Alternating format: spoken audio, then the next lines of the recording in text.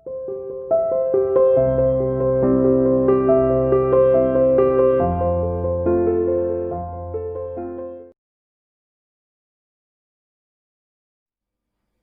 dear student, welcome to Sia International School online classes. How are you all? I hope you fine. My dear plus 1 commerce class, आज हम एक new chapter start करेंगे, chapter number 9 measurement of central tendency. ठीक है बेटा, जिसमें हम पढ़ेंगे मीन क्या है, इसके बाद मोड, मीन, मीडियन, मोड क्या है, ये सब अब हम आने वाले चैप्टर में डिस्कस करेंगे। यहाँ पर हम सेंट्रल टेंडेंसी मीन के बारे में डिस्कस करेंगे। मीन यानी एवरेज निकालना आपके लिए कोई नया नहीं है।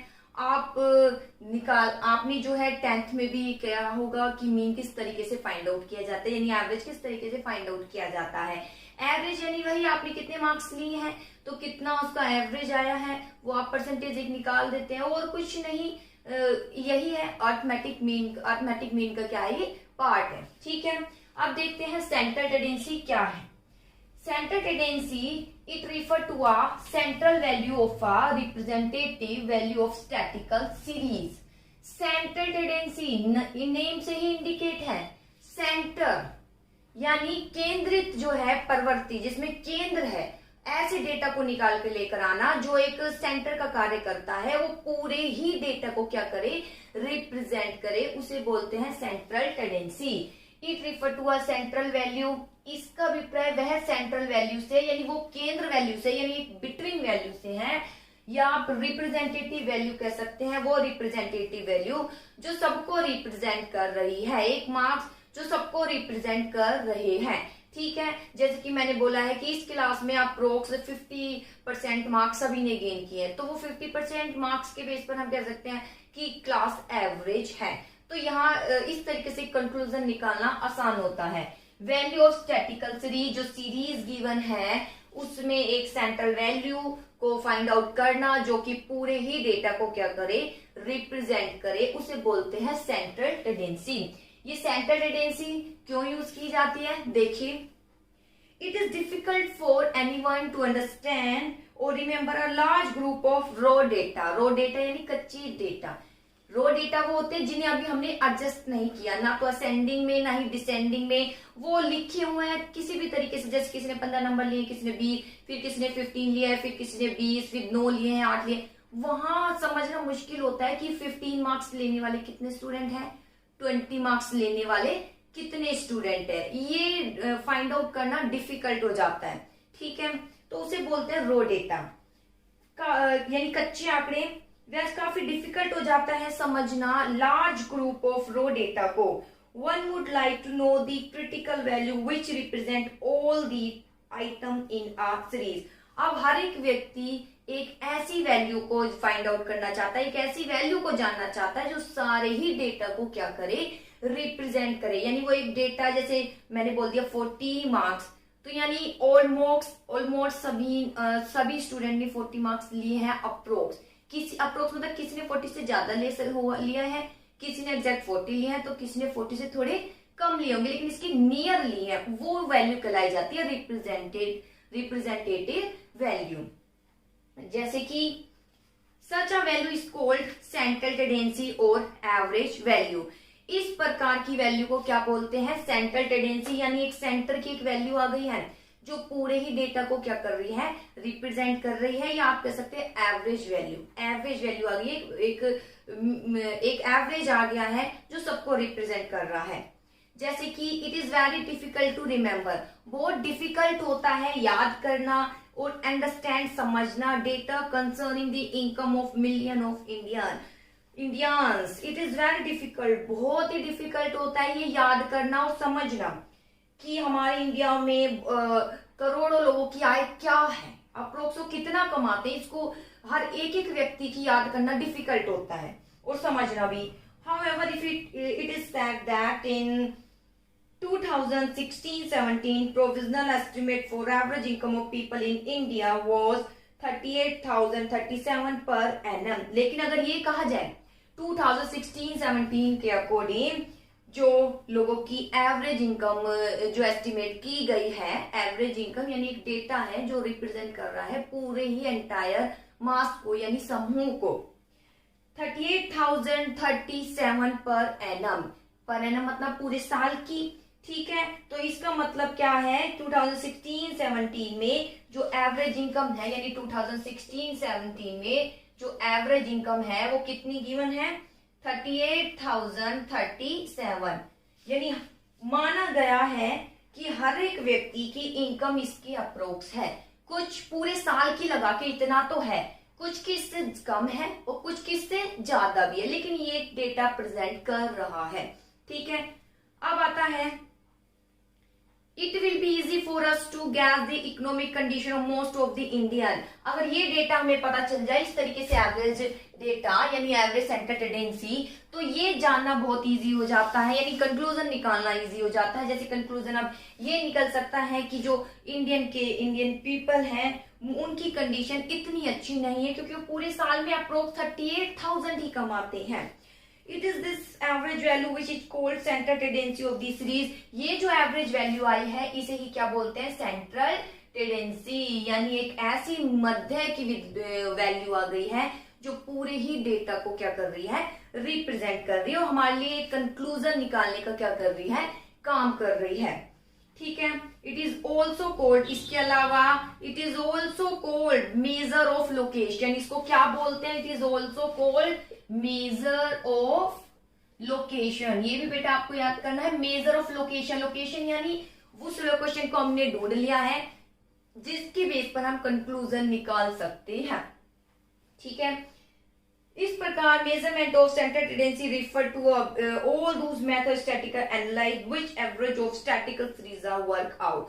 इस प्रकार हम कह सकते हैं सेंटर टेंडेंसी क्या है, सेंटर टेंडेंसी मींस एक ऐसी वैल्यू को हम फाइंड आउट करेंगे जो पूरे ही स्टैटिकल सीरीज को क्या करेगी, रिप्रेजेंट करेगी। जैसे कि यहाँ मैंने बताया है कि ये जानना कि हमारे देश में व्यक्ति की पर एनम आय कितनी हो सकती है, बहुत ही डिफिकल्ट होगा हर व्यक्ति की आय जानना, लेकिन और याद रखना। लेकिन अगर एक डेटा दे दिया जाए जो कि सबको रिप्रेजेंट किया करे, ठीक है, तो हम एक एवरेज निकाल लेंगे। एवरेज निकालने के बाद जैसे कि 2016-17 में एवरेज इनकम बताई गई 38,037 है। इट मीन जो व्यक्ति है कम से कम पूरे साल में इतना तो कमा ही रहा है। ठीक है, कुछ इससे ज्यादा हो सकते हैं, बहुत से ज्यादा हो सकते हैं और कुछ इससे कम। तो इससे क्या कंक्लूजन निकलता है, पूरे साल में 38,000 ओनली। तो इट मीन्स कंडीशन जो है यानी इकोनॉमिक जो कंडीशन है हमारे इंडियन पीपल की वो बहुत बेटर नहीं है। ठीक है, अगर औरों से कंपेयर करें दूसरे देशों से तो बहुत ही हम जो है वर्स्ट स्थिति में है। देखिए, इसके बाद आता है पर्पस या आप कह सकते हैं फंक्शन ऑफ एवरेज। एवरेज के फंक्शन क्या है, फर्स्ट ऑफ ऑल क्या कार्य करता है एवरेज, इसी को एवरेज बोलते हैं। सेंटर टेंडेंसी को ही मेजर ऑफ लोकेशन बोलते हैं, सेंटर टेंडेंसी को ही क्या बोलते हैं, एवरेज, यानी कि एवरेज बना दिया गया है। जैसे कि फर्स्ट ऑफ ऑल आता है brief description. First of all क्या आता है, ब्रीफ डिस्क्रिप्शन। ये डिस्क्रिप्शन दे देता है, विवरण दे देता है, जिसके आधार पर हम कंक्लूजन निकाल सकते हैं। जैसे देखिए, मेन पर्पस एवरेज का क्या है, प्रेजेंट करना एक सिंपल और systematic description feature of raw data. Raw data जो भी एडजस्ट नहीं थे, जिससे हम कंक्लूजन नहीं निकाल पा रहे हैं, अब एवरेज के माध्यम से एक ऐसा डेटा हमने उसमें से निकाल लिया है जो पूरे ही डेटा को स्टैटिकल सीरीज को क्या कर रहा है, रिप्रेजेंट कर रहा है। तो ब्रीफ क्या रहता है, इसमें डिस्क्रिप्शन दे देता है। As a result data can be easily understood, और इसके माध्यम से डेटा को इजिली क्या किया जा सकता है, समझा जा सकता है। अब आता है इसके बाद होता है कंपैरिजन। कंपैरिजन कर सकते हैं कैसे, अभी मैंने ये बताया कि एवरेज इनकम हमारे जो एनुअल इनकम है हमारे जो पीपल है उनकी अप्रोक्सी है 38,037 रुपीज। अब इस डेटा को हम कंपेयर कर सकते हैं किससे, दूसरे देश के लोगों की एवरेज एनुअल इनकम से। तो हमें ये पता चल जाएगा कि हमारे देश के व्यक्तियों की स्थिति कैसी है और उनके देश के व्यक्तियों की स्थिति कैसी है। इसलिए इसमें कैसा गुण पाया, कैसे फीचर है, क्या फंक्शन करता है, ये कंपैरिजन का कंपैरिजन पाया जाता है। जैसे देखिए, average help in making comparison of different set of data. Average के माध्यम से हम कंपेयर कर सकते हैं डिफरेंट डेटा को। फॉर एग्जाम्पल कंपेरिजन पर कैपिटल इनकम, इंडिया के पर कैपिटल इनकम अगर हम जानना चाहें, पर कैपिटल इनकम यानी व्यक्ति कितना कमाता है, यूएसए शो दैट पर capital income India is much less than पर कैपिटल इनकम ऑफ यूएसए। तो हमें पता चलता है कि जो यूएसए है उनके लोगों की पर कैपिटल इनकम यानी पर व्यक्ति आय जो है, हर एक व्यक्ति की आय जो है वो ज्यादा है हमारे व्यक्तियों से। It is conclude that, conclusion क्या निकाल सकते हैं हम, तो हमारी इंडिया कैसी कंट्री है, पुअर कंट्री है। तो इस तरीके से हम एवरेज के माध्यम से क्या फंक्शन है एवरेज के कि एक तो ब्रीफ डिस्क्रिप्शन दे देता है, इसके अलावा क्या है इसमें कंपैरिजन का गुण पाया जाता है, हम कंपैरिजन कर सकते हैं। इसके बाद आता है फॉर्मुलेशन ऑफ पॉलिसी, पॉलिसी बना सकते हैं। देखिए कंपैरिजन हमने कर लिया, पहले ब्रीफ डिस्क्रिप्शन दिया, इसमें विवरण दे दिया, जैसे ये विवरण था, इसी विवरण के आधार पर एनुअल मीन्स जो एनुअल इनकम है एक विवरण आ गया, इसको हम दूसरे देशों के एनुअल इनकम से क्या कर सकते हैं, कंपैरिजन कर सकते हैं, ठीक है। एंड इसके बाद आता है जब कंपैरिजन कर लेंगे तो एक कंक्लूजन निकलेगा, हमारी कंट्री पुअर कंट्री है। अब पुअर ही तो नहीं रहेगी, आगे बढ़ना है, बढ़ने के लिए कुछ कार्य किया जाएगा, कुछ पॉलिसी बनाएगी, फॉर्मुलेशन ऑफ पॉलिसी, इसी के कंक्लूजन के आधार पर आगे के लिए क्या बनाई जा सकती है पॉलिसी की, लोगों की प्रति व्यक्ति आय क्या हो बढ़े। जैसे देखिए average help in formulation of policy, average policy बनाने में हेल्प करता है। मान लीजिए इंडिया के लोगों की आय पर कैपिटल इनकम कितनी है, 31,000, क्या है 31,000 पर कैपिटल इनकम 31,801 पर एनम। जो पर कैपिटल इनकम है लोगों की, पर कैपिटल इनकम ये दिए 31,801 पर एनम है हर व्यक्ति की आय, ठीक है, पूरे साल की, which is much less than many country in the world, जो कि अगर हम दूसरी कंट्री से कंपैरिजन करें, चाहे यूएसए से करें, तो बहुत ही क्या है, कम है। According it become clear the government of focus on such economic policy are likely to increase per capital income। सरकार क्या करेगी कि जब ये हमारी स्थिति इतनी खराब है, पर कैपिटल लोगों की आय कम है, तो आगे के लिए क्या बनाएगी, पॉलिसी बनाएगी ताकि लोगों की आय बढ़े, कुछ रोजगार के अवसर खोलेगी, लोगों को एजुकेट भी करेगी, लोगों को जो है लोगों को जो है वो व्यवसाय स्थापित कर सके, उनके लिए लोन भी प्रोवाइड करेगी। इस तरीके से वो कहीं ना कहीं जो लोगों की प्रति व्यक्ति आय है जो काफी कम है उसको इम्प्रूव करने पर क्या करेगी, कार्य करेगी। इसके बाद आता है नेक्स्ट पॉइंट स्टैटिस्टिकल एनालिसिस, यानी हम एनालिसिस अनुमान लगा सकते हैं। कैसे, average constitute the basis of statistical analysis, इसमें बहुत से एनालिसिस शामिल हैं। देखिए for example, if one know the average marks secured by student of a class in their different subject, मान लीजिए अगर कोई भी स्टूडेंट क्या देखना चाहता है, student marks, one know the average marks, अगर कोई स्टूडेंट एवरेज मार्क्स जानना चाहता है डिफरेंट सब्जेक्ट में, one can easily analyse subject in which student are weak, तो कोई भी इजिली रूप से एवरेज निकाल के पता चल जाता है, और इससे ये पता चल जाता है किस सब्जेक्ट में वो कितना वीक है। तो इस प्रकार जो है एनालाइज कर सकते हैं हम, उसमें अनुमान लगा सकते हैं, पॉलिसी बना सकते हैं, ठीक है। फिर देख लीजिए statistical analyse, one know the average marks, अगर कोई मार्क्स जानना चाहता है कि स्टूडेंट द्वारा of a class in their different subject में क्या क्या मार्क्स गेन किए हैं, तो इजिली इसके माध्यम से जो है पता लगाया जा सकता है, और ये भी पता चल जाता है कि स्टूडेंट कौन से सब्जेक्ट में ज्यादा वीक है। आगे, one value for all, average represent universe one value for all, यानी एक वैल्यू होती है, जैसे ये एक वैल्यू है वो सबको ही क्या कर रही है, रिप्रेजेंट कर रही है, वो सबको ही क्या कर रही है, रिप्रेजेंट कर रही है। देखिए एवरेज रिप्रेजेंट यूनिवर्स और मास ऑफ स्टैटिस्टिकल डेटा, यानी समूह, जो एवरेज है रिप्रेजेंट करता है पूरे ही समूह को। देखिए ये डेटा हमारे पूरे देश की पर कैपिटल इनकम यानी व्यक्ति की प्रति व्यक्ति आय को जो है शो कर रहा है, हर व्यक्ति की प्रति व्यक्ति आय ऑलमोस्ट इतनी तो है, सिर्फ ये एक data. One value represent all value series, एक वैल्यू सारी ही सीरीज को रिप्रेजेंट करती है। Conclusion draw in universe as a whole, इस प्रकार इसके आधार पर हम क्या निकाल सकते हैं, कंक्लूजन निकाल सकते हैं। तो ये थे बेटा फंक्शन। फिर देखिए फंक्शन क्या है एवरेज के, ब्रीफ डिस्क्रिप्शन, सबसे पहले ये ब्रीफ डिस्क्रिप्शन दे देता है, क्योंकि जैसे हमने ये निकाल दिया पर एनम प्रति व्यक्ति आय ये है, तो यहाँ एक ब्रीफ डिस्क्रिप्शन इसने दे दिया। कंपैरिजन, अब हम इसी डेटा को कंपैरिजन कर सकते हैं, जैसे हमारी कंट्री का है, ये यूएसए से कंपैरिजन कर रहा है, हमें पता चल जाता है कौन ज्यादा पुअर कंट्री है। फॉर्मुलेशन ऑफ पॉलिसी, हमें पता है कि हम यूएसए से पुअर ही कंट्री है, तो उसके बाद हमेशा पुअर नहीं रहेंगे, लोगों की प्रति आय बढ़े, इसके लिए हम क्या करेंगे, पॉलिसी बनाएंगे ताकि लोगों की प्रति आय बढ़ जाए। स्टैटिकल एनालिसिस, इसके अलावा इसमें अनुमान लगा सकते हैं आप, ये भी देख सकते हैं अगर किसी बच्चे ने कितने मार्क्स गेन किया अप्रोक्स सभी सब्जेक्ट में, तो आप एवरेज के माध्यम से भी क्या कर सकते हैं, अनुमान लगा सकते हैं। फिर वो एवरेज आएगा, अगर एवरेज का जो आंसर है बहुत ही कम है तो हम ये शो करेंगे बच्चा बहुत क्या है, वीक है।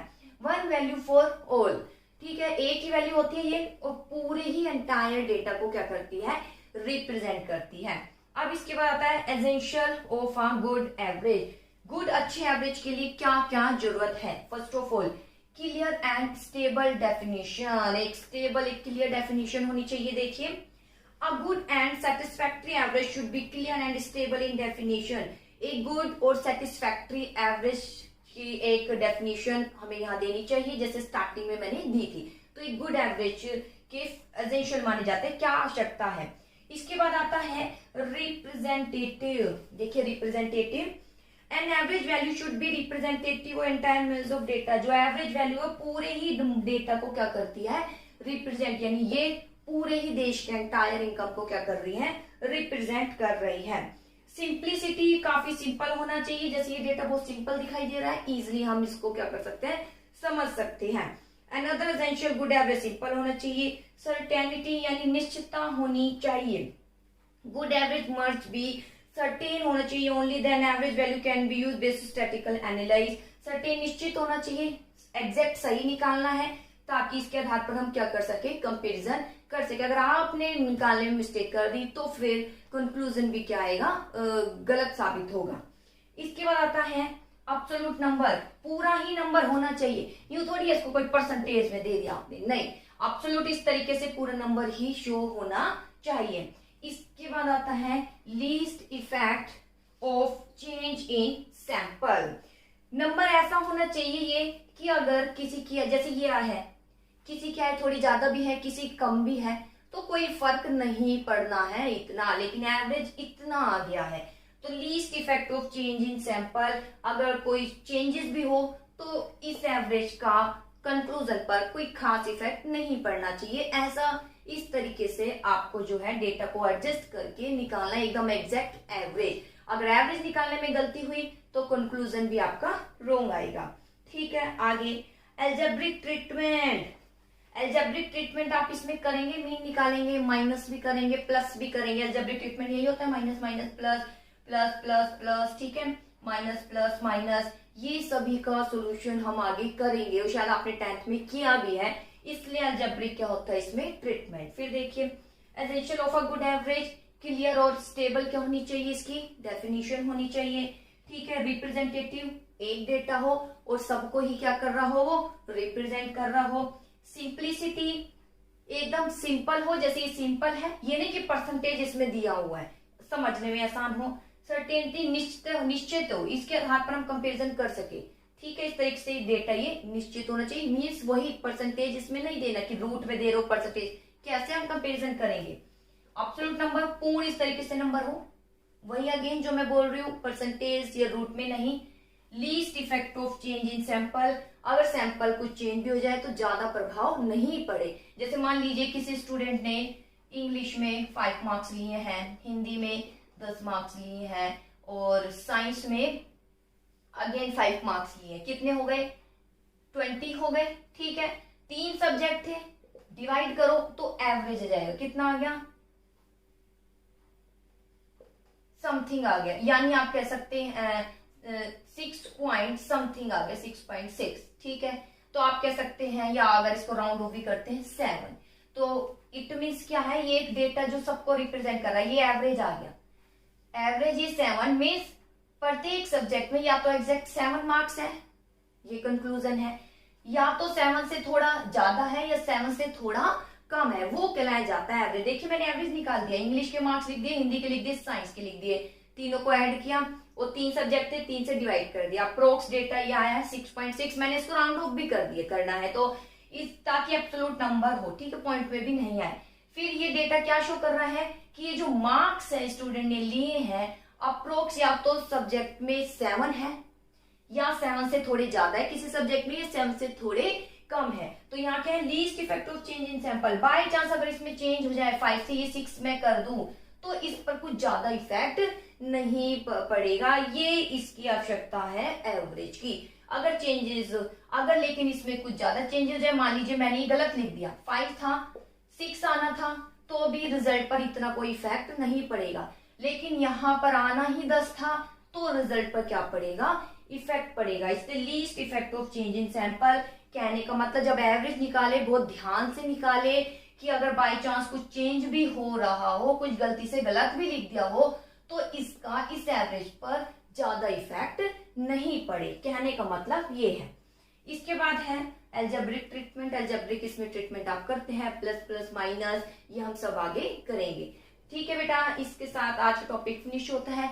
अब नेक्स्ट वीडियो में हम टॉपिक पढ़ेंगे टाइप ऑफ स्टैटिकल एवरेज क्या है, जिसमें हम पढ़ेंगे मैथमेटिकल एवरेज क्या है और पोजिशनल एवरेज क्या है। आई होप आप थ्योरी को अच्छे से जो है करेंगे और समझने की कोशिश करेंगे। जहां कहीं प्रॉब्लम आए तो आप मुझे व्हाट्सएप पर मैसेज कर सकते हैं। ओके बेटा, थैंक यू।